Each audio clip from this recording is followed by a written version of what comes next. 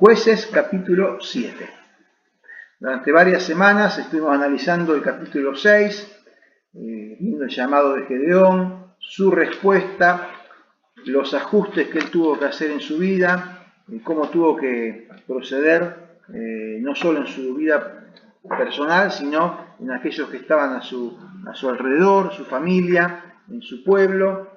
Y bueno, ahora lo encontramos a Dios poniéndolo ya frente al compromiso de enfrentarse a la batalla que él tenía que librar. Y el capítulo 6 terminó con ese evento que es muy conocido del vellón, y así iniciamos el capítulo 7. Decíamos que luego de toda esa etapa de preparación de Gedeón, que la verdad que no fue muy larga, fue una cuestión de apenas unos pocos días en que Gedeón fue confrontado por el ángel de Jehová, que le apareció y lo llamó y le dijo: Gedeón, yo vengo a sacarte a vos de esta vida miserable que estás teniendo, y a su vez vengo a llamarte para que puedas ocuparte, involucrarte en que otros puedan encontrar esta misma solución para sus vidas. Quiero que vos vas a librar a tu pueblo de la mano de sus enemigos. Entonces, bueno, allí Gedeón tuvo que hacer toda una transformación en su mentalidad, ¿no? Primero encontrarse nuevamente con Dios, confrontarse con ese llamado, aceptar que Dios lo estaba desafiando, aceptar ese desafío, comprometerse con él y empezar a obedecer. Y ahí fue cuando estuvimos hablando de los altares, el altar del compromiso, el altar de la obediencia, y bueno, empezar a poner la cara, porque tuvo que empezar a poner la cara, para que los demás también se dieran cuenta de que Dios quería hacer esa obra y que él estaba dispuesto a hacer lo que Dios quería, y quería de alguna manera que los otros vieran en él la posibilidad de que el Señor obrara también en sus vidas. Bueno, a partir de esa resolución de Gedeón de decir: sí, Señor, acá estoy dispuesto, y todos esos ajustes que tuvo que hacer en su vida, que no fueron pocos, aunque tuvo que hacerlos en poco tiempo, dijimos que se habían dado 3 momentos especiales. A partir de entonces de que Gedeón dijo: bueno, hasta acá llegamos, y aparecieron los enemigos, porque se organizaron los amalecitas, los madianitas y los hijos del oriente para venir nuevamente a atacarlos. Entonces ya no había tiempo para más. Ya todo lo que había que hacer, Dios le había dado el tiempo para hacerlo de la manera adecuada. Ahora llegaba el momento de enfrentar a ese enemigo. Entonces dijimos que se dieron 3 momentos. El primer momento es desde el final del capítulo 6, que ya lo hemos estado analizando, que es el pedido de Gedeón a Dios de una nueva confirmación de que Dios lo estaba realmente llamando a eso. Entonces ahí aparece la historia del vellón, donde Gedeón no solo una, sino 2 veces le pide a Dios que le vuelva a confirmar lo que Dios ya había confirmado. Pero no importa, Dios no tuvo problemas. Y en todo esto sacamos por ahí pensamientos para nosotros, ¿no? Dios ya le había hablado, Dios ya le había llamado, ya había dicho qué es lo que quería que hiciera, le había dicho que él iba a estar ayudándolo, etcétera, etcétera, etcétera. Pero llegado el momento de enfrentar la situación, y ante los temores y las dudas de Gedeón, bueno, Dios lo escuchó y dijo: sí, Gedeón, ¿vos qué querés? Bueno, Señor, quiero que el vellón mojado, quiero que el vellón seco. El Señor lo hizo. Entonces, hermano, eso nos tiene que animar a nosotros también. Cuando Dios nos llama y nos desafía para algo, estemos dispuestos a asumir el compromiso, y el Señor se irá manifestando y revelando aún ante nuestras dudas y nuestros temores. Entonces, si tenemos que poner en práctica el método del vellón, hagámoslo. El Señor va a contestar, el Señor va a suplir a nuestras dudas. Bueno, ese fue el primer momento. El segundo momento fue la elección de, digamos, para decirlo de alguna manera general, de los recursos para la misión que Dios le había dado. El primer recurso que necesitaba era gente, porque Dios lo había llamado a Gedeón para cumplir una misión, pero no era una misión que él podía hacer solo.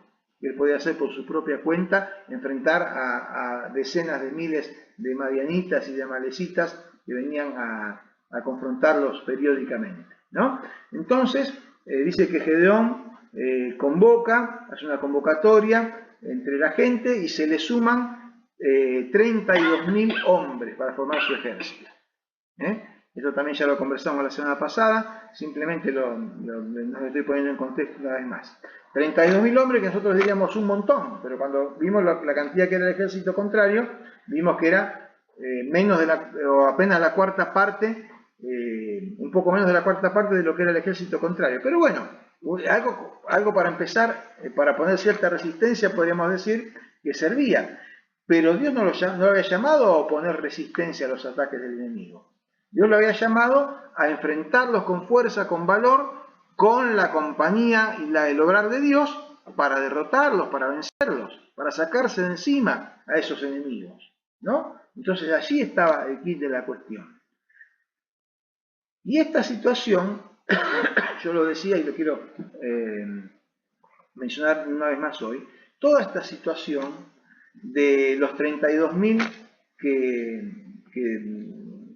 habían ido y el hecho de que Dios lo fue obligando o mostrando a Gedeón que debía hacer una selección de esos 32.000 y de los 32.000 se fueron en una primera instancia a 22.000 que eran los que tenían miedo y quedaron 10.000 y Dios le dice, no, esos 10.000 son muchos también, vamos a llevarlo ahí al río, a ver que tomen el agua y los que se agachan, como que descuidan su postura ante el enemigo, ellos no sirven para pelear, así que se vayan, y en definitiva quedaron 300.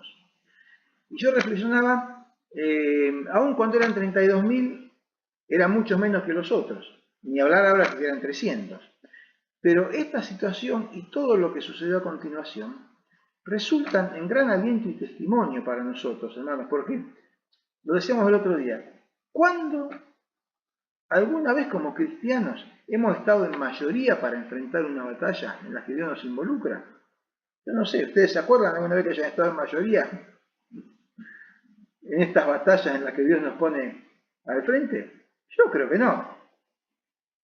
Yo creo que no, siempre somos menos en cantidad de gente, en recursos, aún pensando en los recursos que tiene el enemigo. ¿Alguna vez hemos estado en mayoría para enfrentar una batalla contra el mundo? No, siempre estamos en minoría, pero con Dios somos mayoría. Pero con Dios somos mayoría. Entonces, ¿cómo vamos a enfrentar la batalla? ¿Vamos solos en minoría o vamos con Dios en mayoría? Entonces dijimos que Dios le dice en los versículos, estaba en el capítulo 7, versículos 7 y 8, ¿no? Quisiera leerlo, porque hasta ahí llegamos el otro día. Entonces Jehová dijo a Gedeón, con estos 300 hombres que lamieron el agua, los salvaré. No dice, estos 300 hombres van a salvarlos. Leamos bien y ubiquémonos nosotros en cómo Dios obra. Con estos 300 hombres yo los salvaré. O sea, no era que ellos iban a salvar a nadie. Dios iba a valerse del servicio y la disposición de esos 300 hombres para hacer lo que él tenía pensado hacer y salvarlos. Y entregaré a los madianitas en manos de ustedes. Y váyanse los demás, toda la gente, cada uno a su lugar. Y habiendo tomado provisiones para el pueblo y sus trompetas, acá ya empezamos a ver cosas medio raras, ¿no? Empezaron tomaron provisiones y las trompetas y envió a todos los israelitas cada uno a su tienda. Y retuvo a aquellos 300 hombres y tenían el campamento de Madián abajo en el valle. Dios le había dicho a Gedeón en el capítulo 6, versículo 14, ¿lo tienen ahí a la vista? Cuando lo llamó, ¿qué le dijo Dios a Gedeón? Ve con esta tu fuerza y salvarás a Israel de la mano de los madianitas.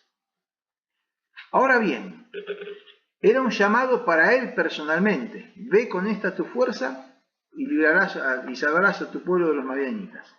Era un llamado personal para Gedeón.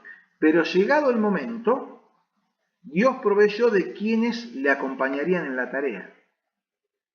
Muy apropiado para considerar cuando Dios nos llama. Siempre proveerá el Señor, de ser necesario, de los compañeros adecuados.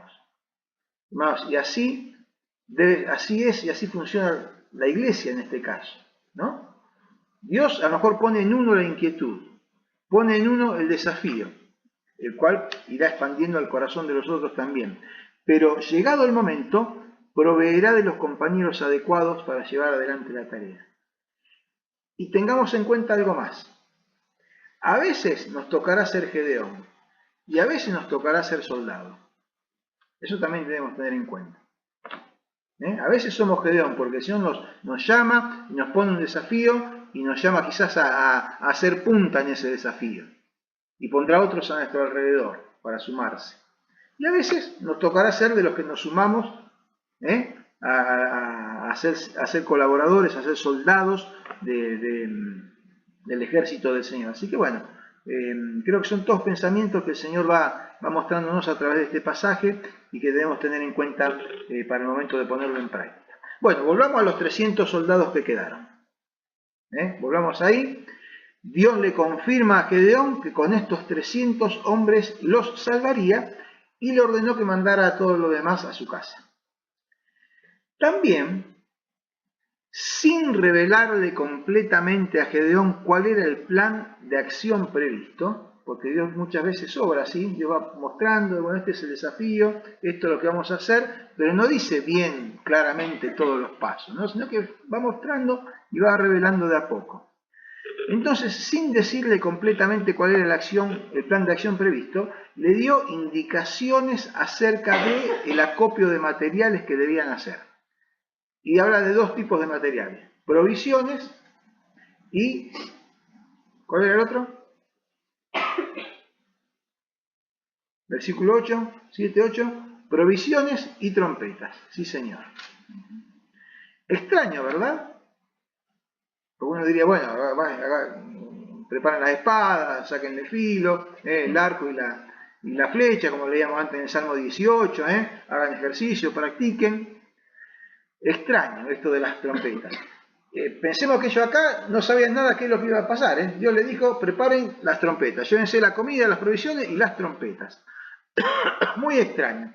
Pero la verdad es que Dios suele hacer cosas extrañas. ¿No? Piensen en distintas situaciones y experiencias. Dios suele hacer estas cosas extrañas. Y yo estoy seguro, en mi pensamiento, que es para probarnos si estamos dispuestos a seguir adelante a pesar de que hay cosas que desafían nuestra racionalidad. Muchas veces decimos, yo lo haría de otra manera. Y sin embargo el Señor nos muestra que hay que hacerlo de esta otra. Y son cosas raras a veces que desafían nuestra racionalidad.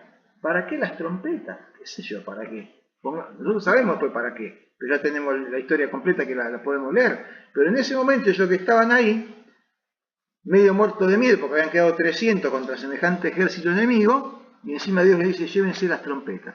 Bueno, hermanos, Dios suele hacer cosas extrañas, como dije antes, estoy seguro que es para probarnos si estamos dispuestos a seguir adelante, a pesar de que esas cosas que Él propone a veces desafían nuestra racionalidad. El texto bíblico añade otro detalle. Quiero decir otra cosa. Tenemos que estar seguros que viene de parte de Dios, ¿no? Esas cosas raras que Dios hace. No que alguno venga con cosas raras. Pero si es el Señor haciendo cosas que aún nos parezcan extrañas, bueno, aceptémosla y si tenemos que agarrar la trompeta, agarremos la trompeta aunque no la sepamos tocar. Pero si Dios dice agarren la trompeta, ustedes agarren la trompeta. Pero estemos seguros que es Él el que nos manda eso. Bueno, el texto bíblico añade otro detalle al final del versículo 8. Miren ahí el final del versículo 8. Dice, y tenían el campamento de Madián, es decir, los madianitas de sus enemigos, abajo en el valle. Es decir, los israelitas ya estaban posicionados en un lugar alto. ¿Se acuerdan cuál era ese lugar alto que estaba? ¿En qué estaban? Está mencionado en el versículo 1. Al final del versículo 1. Era el collado o el monte de More. Ellos estaban ubicados arriba del monte de More y abajo en el valle estaba el ejército enemigo. Un ejército, según vimos en el capítulo 8, versículo 10, que leímos la semana pasada y que lo vamos a volver a leer, estaba integrado por aproximadamente 135.000 hombres. el ejército enemigo. Dice el 8:10, y Seba y Salmuna, que eran de los reyes de los madianitas, estaban en Carcor, y con ellos su ejército como de 15.000 hombres, todos los que habían quedado de todo el ejército de los hijos del oriente, pues habían caído, acá ya había digamos, ya habían peleado, habían caído 120.000 y quedaban todavía 15. Entonces estaban los 300 ahí arriba de la montañita de More, y abajo en el valle expandidos 135.000 de los soldados del ejército enemigo, que sumado a, como dice por ahí más adelante, los camellos y demás, eran innumerables como la arena. Ya lo vamos a leer ese pasaje. Entonces, los 300 estaban arriba en el monte y tenían una visión clara de la magnitud del enemigo. Esto es lo que estoy tratando de que nos posicionemos, ¿no? Ellos arriba de la montaña y abajo los enemigos en el valle. Ellos lo veían claramente. Se veían los 300 pobres que estaban ahí y miraban la multitud que estaba esparcida por todo el valle. Y bueno, ¿qué pasaba con eso? Apabullante para cualquiera. 135.000 versus 300. O mejor dicho, 135.000 versus 300 más Dios. Siempre aparece el que marca la diferencia. Siempre aparece Dios marcando la diferencia. Nosotros, como dije antes, ya sabemos hoy lo que pasó, porque ya seguramente alguna vez hemos leído toda esta historia hasta el final. Los israelitas ya estaban posicionados en la cumbre, estaban allí, pero pongámonos en la piel de ellos, nosotros sabiendo lo que pasó, pongámonos en la piel de ellos, mirando desde arriba de la montaña a todo semejante ejército enemigo. ¿Le habrá surgido en este punto alguna duda a Gedeón?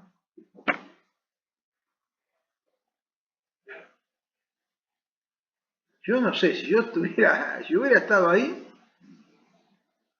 no sé qué estaría rondando en mi cabeza. No sé qué estaba rondando en la cabeza de Gedeón. No lo manifestó tener alguna duda, pero yo creo que probablemente sí. La evidente desproporción de fuerzas haría dudar a cualquiera. Y vemos que el Señor, vamos a leerlo ahora a continuación, el Señor no fue indiferente a sus dudas y temores. Así como no lo fue antes cuando fue el evento del vellón, en que Gedeón tenía sus dudas y temores y se lo manifestó a Dios y Dios se los disipó, aún también acá Dios fue indiferente, tampoco fue indiferente, aun cuando Gedeón, quizás con cierta vergüenza por todo lo que había vivido ya y todo lo que Dios le había confirmado, por eso digo que Gedeón aún quizás con cierta vergüenza, no se atrevió a expresar en voz alta esas dudas, esos temores que interiormente podía tener. Una y otra vez debo postrarme en reconocimiento a nuestro Dios, que todo lo sabe, y que aún sabiendo cómo soy, cómo somos, y cómo pienso, o cómo pensamos, nos vuelve a elegir, nos vuelve a dar nuevas oportunidades, nos vuelve a mostrar con amor y con paciencia otra vez los que ya nos había mostrado y confirmado. Y vuelvo a mencionar dos condiciones necesarias que Dios debe ver en nosotros para hacerlo como lo vio en Gedeón: humildad y sinceridad. Sinceridad para desear hacer lo que Dios le había mandado, sinceridad para darse cuenta de los temores y las dudas que tenía, y humildad para reconocerse insuficiente. Entonces, hermanos, Dios ante la humildad y la sinceridad no mira para otro lado. Si Dios mira para otro lado es porque ve que hay alguna condición en nosotros que está afectando el que podamos obedecerle y hacer las cosas como Él espera. Pero si no, el Señor estará allí respondiendo nuestras dudas interiores aún cuando no se lo manifestemos. Dado todo esto, Dios decide darle una vez más una señal de lo que sucedería si Gedeón, con fe, con firmeza, con decisión, hacía su parte. Dios ya se lo había dicho. Cuando lo llamó, le dijo: yo estaré contigo y te daré la victoria. Eso se lo dijo de arranque. que son las palabras del capítulo 6, versículo 16. Pero iba a dar una nueva señal, una muestra de amor, de paciencia y de querer afirmar la actitud y el pensamiento de su siervo. Y yo pensaba en esto. Cuando tenemos en claro que la misión en la que estamos involucrados es la que Dios nos dio, repito, cuando tenemos en claro que la misión en la que estamos involucrados es la que Dios nos ha dado, cuando contamos con su presencia y su promesa de estar con nosotros y de darnos la victoria, la cantidad no es lo importante. Porque acá el tema era la cantidad, ¿no? Lo que estaba generando duda y temor seguramente en Gedeón. La cantidad no es lo importante. Importa quiénes son los que están dispuestos a hacer historia. Y quiero repetir algo que ya dije la semana pasada. Importa quiénes son los que están dispuestos a hacer historia. ¿Qué historia? Nos preguntaremos.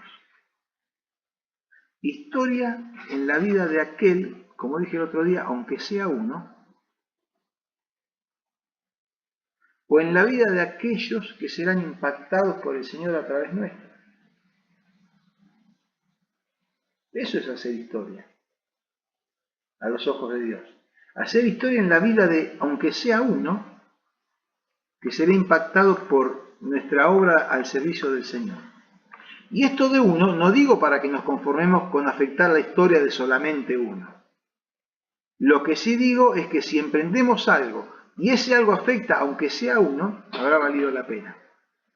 Si podemos afectar, impactar a muchos más, mejor. Pero si aunque sea impactó la vida de uno, habrá valido la pena.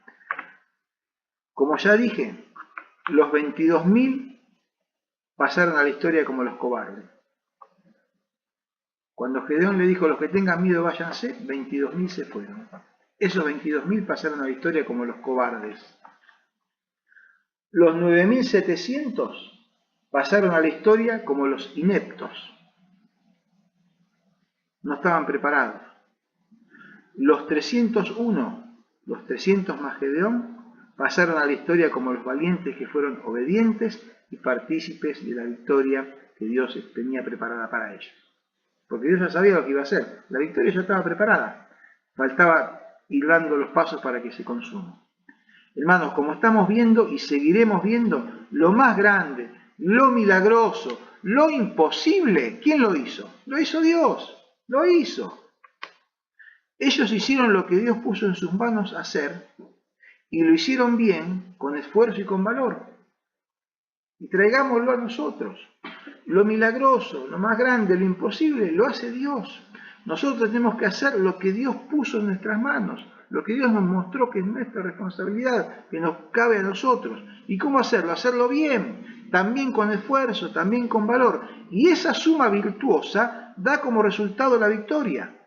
Nosotros haciendo lo posible, lo que Dios nos encomienda, con nuestro mayor esfuerzo y entrega, más Dios haciendo lo imposible, el resultado es la victoria.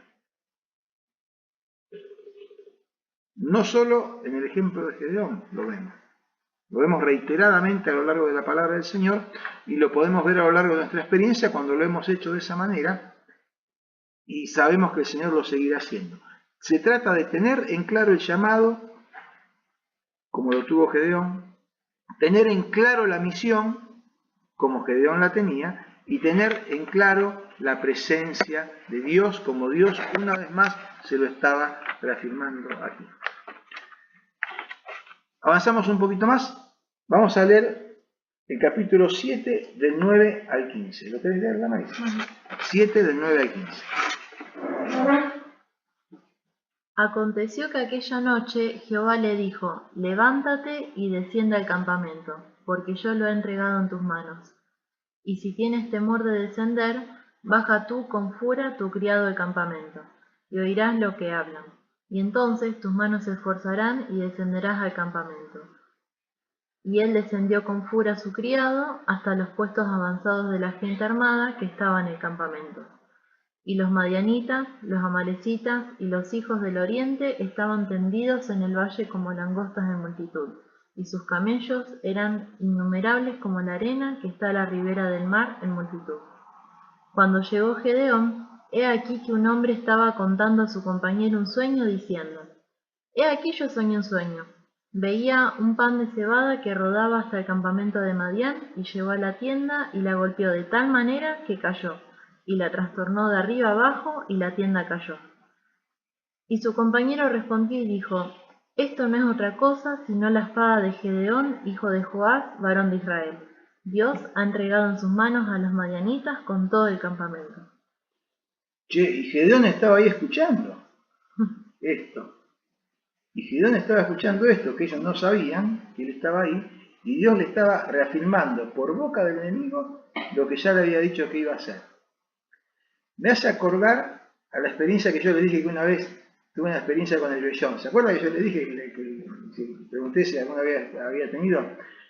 Una experiencia que tuve personal, fue un poco involucro a la familia, fue cuando habíamos vendido nuestro departamento y teníamos que comprar casa y estábamos apurados por comprarla porque nos habían pagado ya el departamento y teníamos que entregarlo y no teníamos casa donde mudarnos. Fue todo tan rápido, resumo la historia, ¿no? Se dio todo en tan pocos días que nosotros teníamos ya vendido el departamento, teníamos que entregarlo y no teníamos casa para comprar y mudarnos. Y bueno, vieron cómo es que uno negocia, que te ofrezco tanto, que te pido tanto, que de acá, que de allá. Habíamos quedado ahí medio empantanados y yo me desperté una madrugada con toda esa preocupación. Me acuerdo que me fui a la cocina y me puse a tomar mate y digo: Señor, ¿qué hacemos con esto?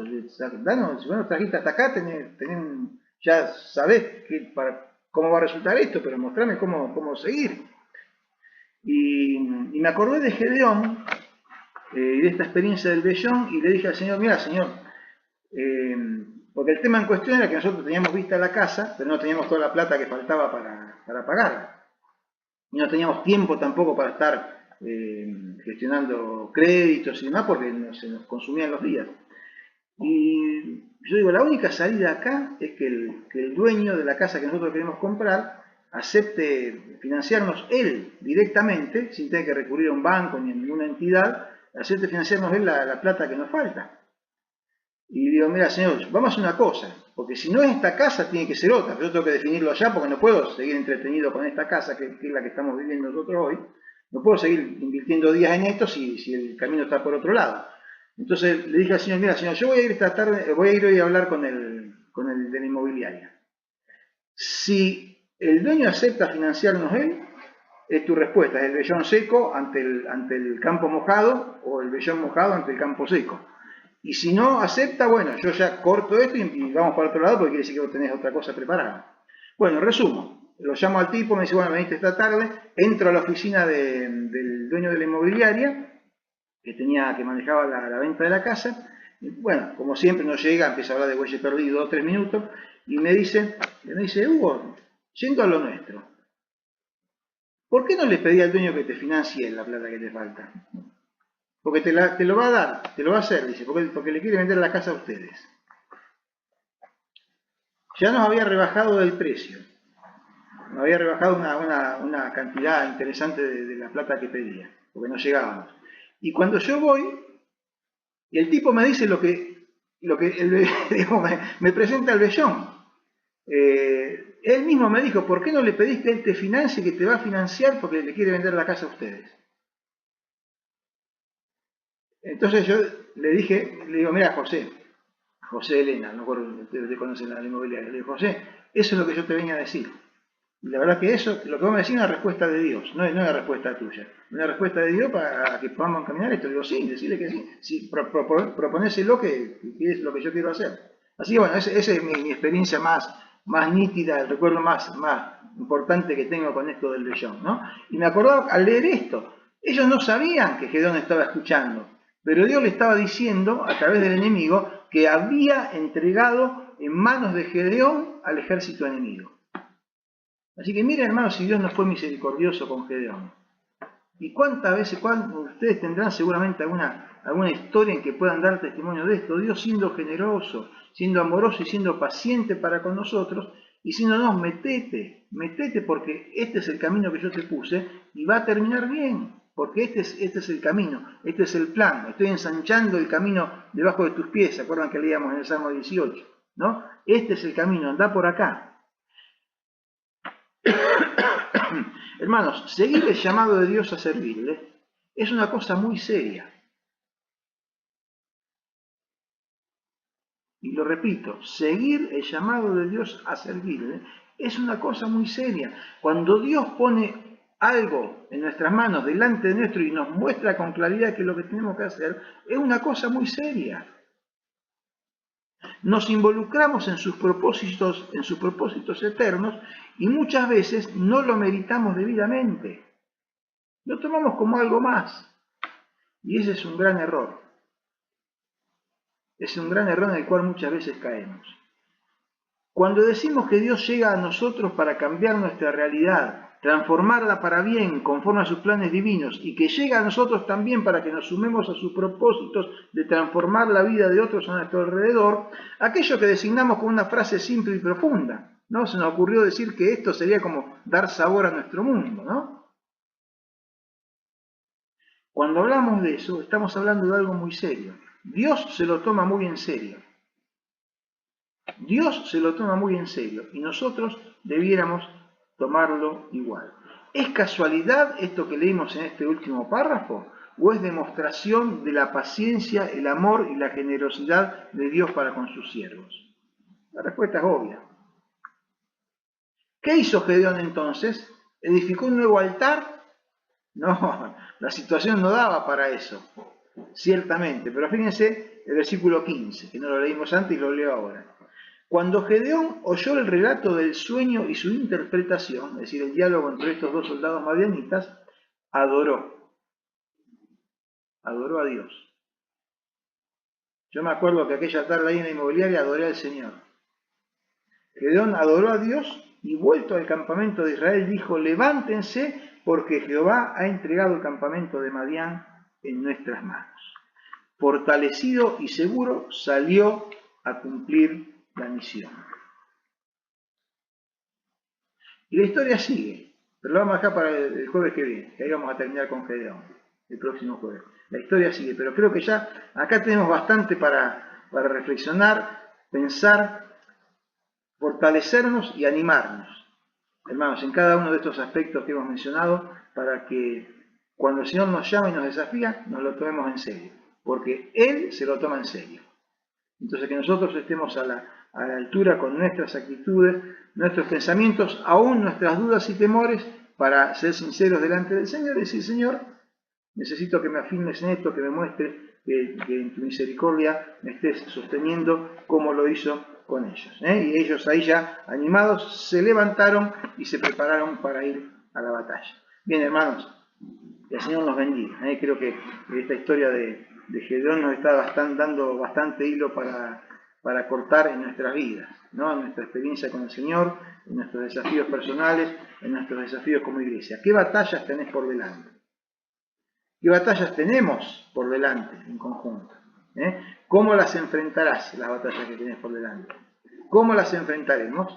Bueno, de todo esto nos está hablando el Señor a través de Gedeón. Oramos y terminamos. Padre nuestro que estás en los cielos, gracias, Señor, por tu palabra. Gracias, Señor, por la vida de Gedeón y por, Señor, las enseñanzas prácticas que estás dejando para nosotros a través de él. Señor, deseamos servirte, deseamos entender tu llamado, deseamos comprometernos con él, deseamos hacer los ajustes que debamos hacer en nuestras vidas para estar en las condiciones que tú requieres, Señor, para servirte como siervos útiles. Y tú, Señor, estarás obrando con tu poder, con tu amor, con tu fuerza, Señor, haciendo que las cosas prosperen de acuerdo a lo que tú tienes dispuesto. Y, Señor, nosotros deseamos ser parte de eso. Deseamos ser útiles a ti e involucrarnos con seriedad en aquello que tienes preparado y dispuesto para nosotros. Como dice allí en Efesios 2:10, para aquellas obras que tú has preparado de antemano para que nosotros anduviésemos en ellas. Así que, Padre, con toda humildad, ponemos nuestras vidas ante ti, Señor, para decirte que cuentes con nosotros. Señor, que nos ayudes, pero que deseamos poder serte útil, Padre amado. Que nos ayudes en nuestras batallas cotidianas, Padre, enfrentarlas con esta fe, con esta convicción, con esta certeza, y que los desafíos que tenemos por delante, ya sea personales, como familias, como iglesias, Señor, podamos aceptarlos, podamos verlos a la luz de tu perspectiva, Señor, y sabiendo que estás con nosotros, poder enfrentarlos en tu poder. Padre, nos vamos a despedir ahora de esta reunión. Te agradecemos por el tiempo compartido y suplicamos, Señor, tu bendición sobre cada uno de nosotros y aun aquellos que quizás deseando estar con nosotros hoy no han podido hacerlo. Gracias, Padre, te alabamos y te bendecimos. En el nombre de Jesús. Amén.